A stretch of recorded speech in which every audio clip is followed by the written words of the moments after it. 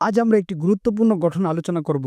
এটি আমাদেরকে স্মরণ করিয়ে দেয় যে আমরা যতই চেষ্টা করি না কেন, আমাদের জীবনের প্রতিটি মুহূর্ত এবং মৃত্যু শুধুমাত্র আল্লাহর ইচ্ছায় ঘটে।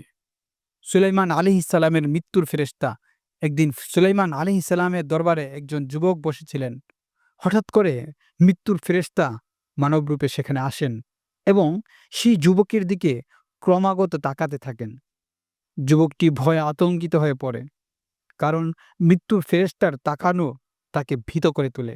কিছুক্ষণ পর মৃত্যুর ফেরেশতা চলে যান। যুবকের আতঙ্ক। যুবকটি সুলাইমান আলাইহিস সালামের কাছে এসে বলেন, হে সুলাইমান, আমি অত্যন্ত ভীত, কারণ মৃত্যুর ফেরেশতা আমার দিকে তাকিয়েছিলেন। আমি মনে করি তিনি আমার আত্মা নিতে এসেছেন। যুবকটি সুলাইমান আলাইহিস সালামকে অনুরোধ করেন যাতে তাকে উম বাতাসের মাধ্যমে ভারতে পাঠানো হয়। সুলাইমান আলাইহিস সালাম আল্লাহর দয়া এবং ক্ষমতার মাধ্যমে বাতাসকে আদেশ দেন। যুবকটি ভারতে পৌঁছে যায়। মৃত্যুর ফেরেশতার সাথে সাক্ষাৎ। যুবকটি ভারতে অবতরণ করার সাথে সাথে দেখতে পায় যে মৃত্যুর ফেরেশতা তার সামনে উপস্থিত। মৃত্যুর ফেরেশতা তার আত্মা গ্রহণ করেন।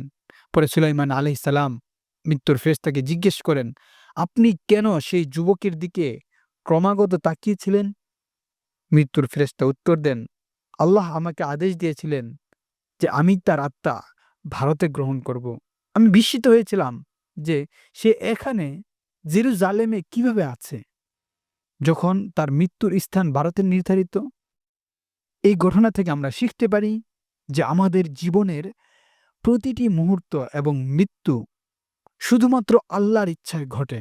আমরা যতই চেষ্টা করি না কেন, আমাদের মৃত্যুর সময় এবং স্থান পূর্ব নির্ধারিত এবং আমরা তা থেকে পালানো অসম্ভব।